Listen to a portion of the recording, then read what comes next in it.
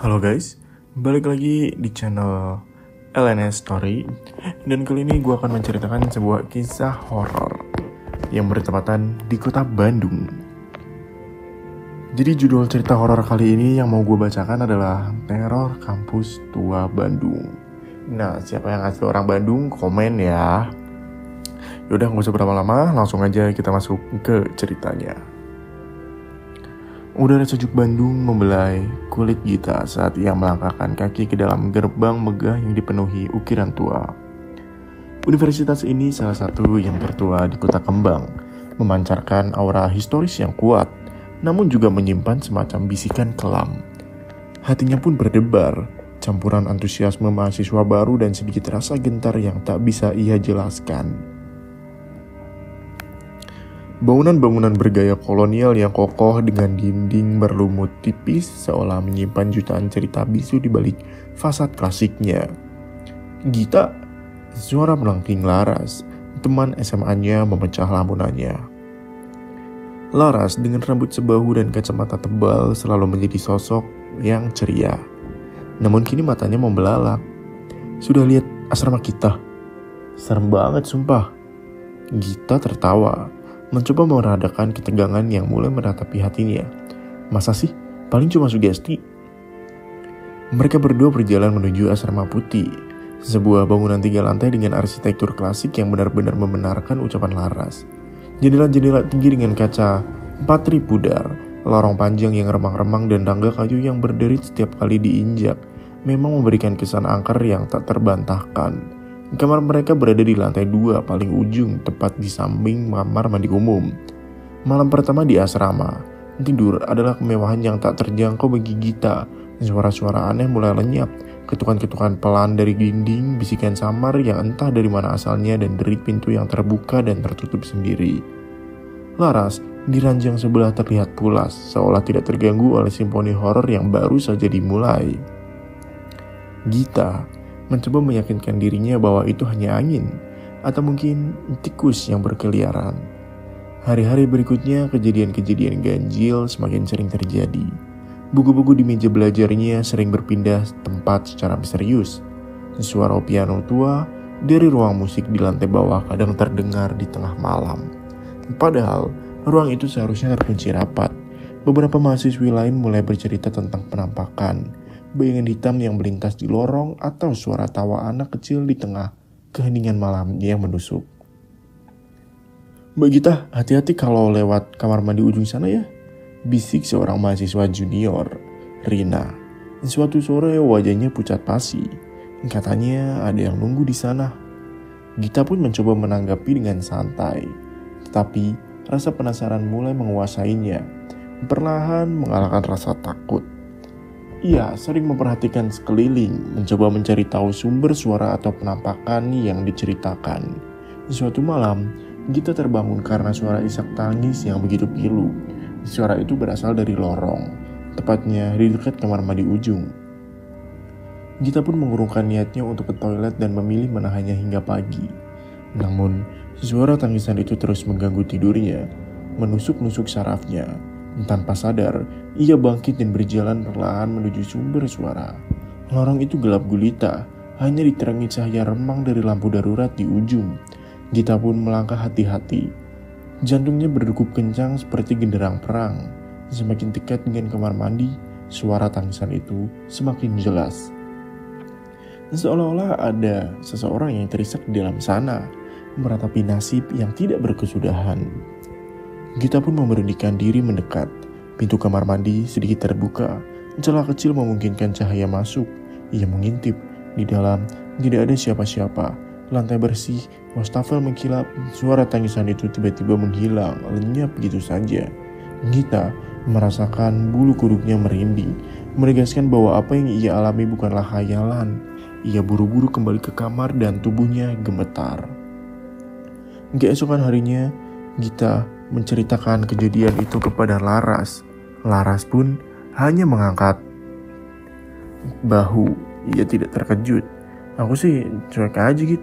Mungkin itu cuma orang iseng aja ya.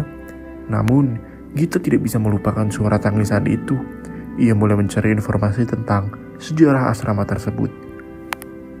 Ia sering pergi ke perpustakaan kampus, mencari arsip-arsip lama, berharap menemukan petunjuk, dan yang ia temukan hanyalah catatan renovasi dan daftar penghuni asrama dari tahun ke tahun. Di situ tidak ada yang aneh, dan tidak ada yang menyinggung tentang suatu tragedi. Suatu sore saat ia sedang membaca di perpustakaan, seorang pustakawan parubaya menghampirinya. "Mencari sesuatu, Nona?" tanyanya lembut. Suaranya tenang dan bijaksana. Gita menjelaskan ketertarikannya pada sejarah asrama.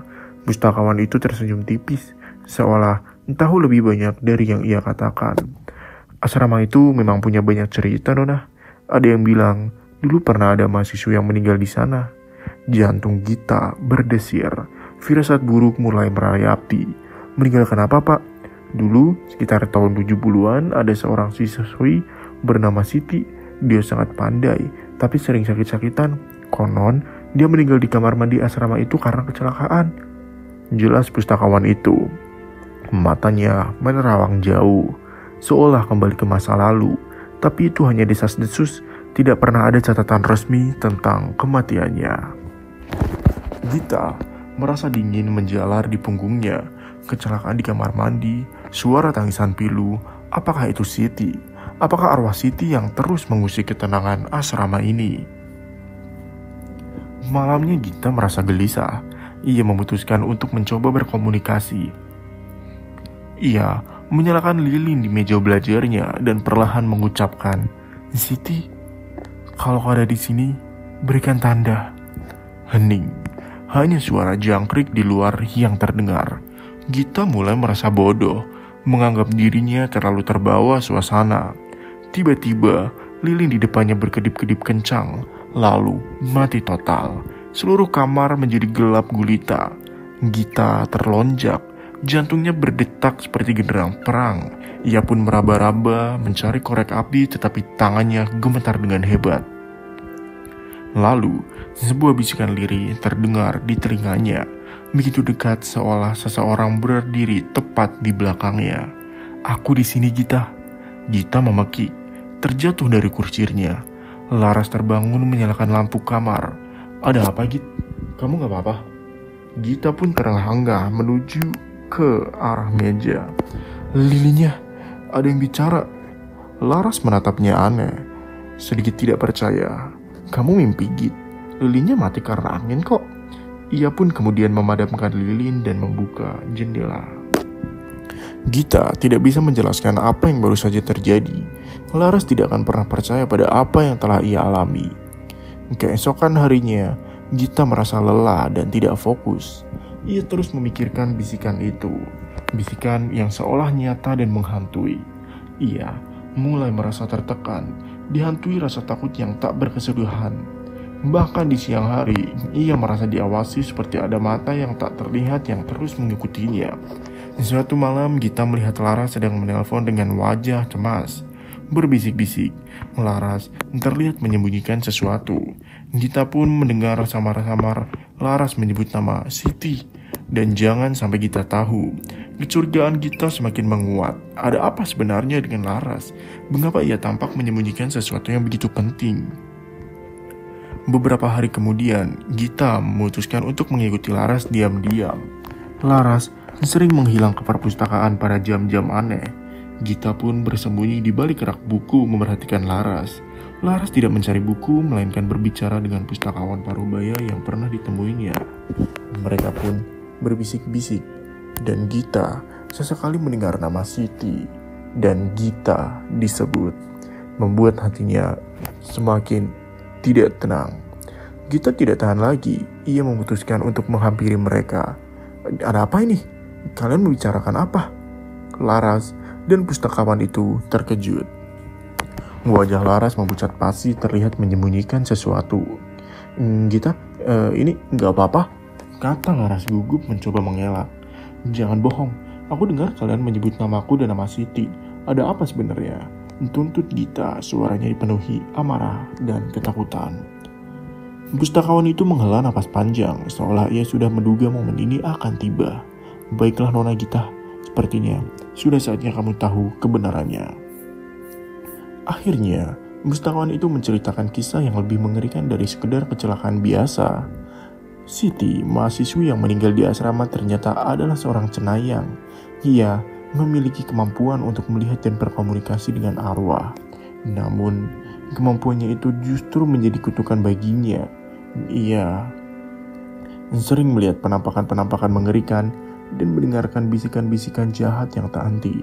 Pada akhirnya, ia bunuh diri di kamar mandi asrama, tidak kuat menahan beban kemampuannya yang luar biasa. Dan kau, Nona Gita, kata pustakawan itu menatapnya tajam. Tatapannya menusuk ke dalam jiwa Gita. Kau memiliki kemampuan yang sama seperti Siti. Gita terperanjat, tubuhnya lemas. Tidak mungkin. Kau bisa merasakan kehadiran mereka, mendengarkan bisikan mereka, bahkan melihat mereka. Bukankah begitu? Gita pun teringat semua kejadian aneh yang dialaminya. Ketukan, bisikan, suara piano, tangisan di kamar mandi, dan bisikan yang menyebut namanya. Seolah-olah ia telah ditakdirkan untuk hal ini. Aku tidak percaya, kata Gita. Suaranya bergetar hebat. Laras maju meraih tangan Gita dengan tatapan memelas. Git, aku minta maaf. Aku tahu semua ini. Pustakawan ini adalah kakekku. Dia sudah lama mengawasimu sejak kau masuk ke kampus ini. Dia tahu kau punya kemampuan ini. Aku mencoba melindungimu. Tidak ingin kau bernasib sama seperti Siti. Melindungiku dengan menyembunyikannya dariku. Gita merasa marah dan takut dikhianati oleh orang terdekatnya. Kami tidak ingin kau ketakutan. Kami ingin kau bisa menyesuaikan diri dengan kemampuanmu ini secara perlahan, jawab Laras mencoba menenangkan. Jadi, semua kejadian aneh itu bukan hantu Siti, tanya Gita, mulai berpikir jernih, mencoba menyusun kepingan-kepingan informasi yang baru ia terima. Pustakawan itu pun mengangguk. Tidak sepenuhnya, beberapa memang arwah yang gentayangan di kampus ini. Kampus ini memang tua dan banyak cerita tragis di baliknya. Tetapi, bisikan yang kau dengar yang menyebut namamu itu lain. Itu adalah arwah yang tertarik padamu karena energimu. Pustakawan itu pun kemudian menjelaskan bahwa arwah-arwah ini tidak selalu jahat. Tetapi, mereka bisa menggunakan keseimbangan mental Gita jika Gita tidak bisa mengendalikan kemampuannya. Arwah Siti memang ada di sana. Tetapi, ia hanya mengamati, tidak menunggu. Tangisan yang kita dengar di kamar mandi itu adalah sisa energi kesedihan Siti yang tertinggal. Lalu, apa yang harus kulakukan? Gita merasa putus asa, terjerak dalam takdir yang tidak ia minta. Engkau harus belajar mengendalikan indramu. Jangan biarkan mereka menguasai dirimu. Engkau tidak sendirian. Kami akan membantumu, kata pustakawan itu. Suaranya menenangkan, berusaha meyakinkan Gita. Gita masih terguncang, tetapi ia merasa sedikit lega mengetahui kebenarannya. Ia tidak gila, ia tidak dihantui oleh satu arwah jahat, melainkan ia sendiri yang menjadi magnet bagi mereka, sebuah wadah bagi dunia lain. Malam itu, Gita kembali ke asrama dengan perasaan campur aduk. Laras mencoba menghiburnya, menceritakan lebih banyak tentang bagaimana kakaknya bisa melihat arwah, dan bagaimana ia mencoba membantu orang-orang sepertinya. Gita mendengarkan, mencoba mencerna semua informasi, tetapi keraguan masih menggerogoti hatinya. Gita mencoba memejamkan mata, tetapi otaknya terus berputar, memutar ulang semua kejadian, semua bisikan, semua penampakan selama ini. Ia pikir ia adalah korban, tetapi ternyata ia adalah pemicunya. Kunci yang membuka pintu dimensi lain. Tiba-tiba di sebuah suara lagi-lagi terdengar. Kali ini bukan bisikan samar atau tangisan pilu, sebuah suara yang jelas, seperti seorang sedang berbicara tepat di samping telinganya, begitu dekat dan begitu nyata. Dia berbohong, Gita. Gita membuka matanya lebar-lebar. Ruangan gelap. Lara sudah tidur pulas di ranjang sebelah dan napasnya teratur. Mereka semua bohong padamu. Gita merasakan napas dingin di lehernya, sensasi yang tak salah lagi. Ia pun membalikkan badan perlahan, ketakutan setengah mati, dan jantungnya berdebar dengan kencang. Di samping tempat tidurnya berdiri sesosok perempuan dengan rambut terusai panjang menutupi wajah. Pakaiannya putih kusam, basah seperti baru keluar dari air. Aku bukan Siti, bisik sosok itu. Suaranya serak dan parau, dipenuhi kesedihan dan kemarahan. Aku adalah yang lain, yang sesungguhnya menghantuimu. Sosok itu mengangkat tangannya perlahan, gemetar menyingkap rambut yang menutupi wajah matanya. Mata Gita melalak, darahnya serasa membeku. Wajah itu adalah wajahnya sendiri. Wajah Gita namun dipenuhi kepedihan dan kehampaan yang tak terhingga. Sosok itu tersenyum miris, senyum yang bukan senyum Gita. Dan Gita menyadari bahwa di balik seringai itu ada luka yang begitu dalam dan keputusasaan yang begitu pekat.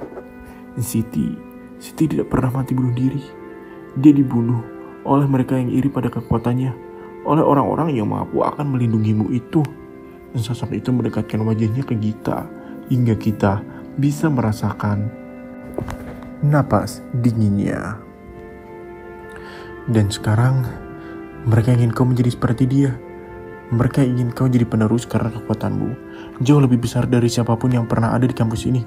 Gita ingin berteriak, tapi suaranya tercekat di tenggorokan, terperangkap di antara rasa takut dan ketakutan.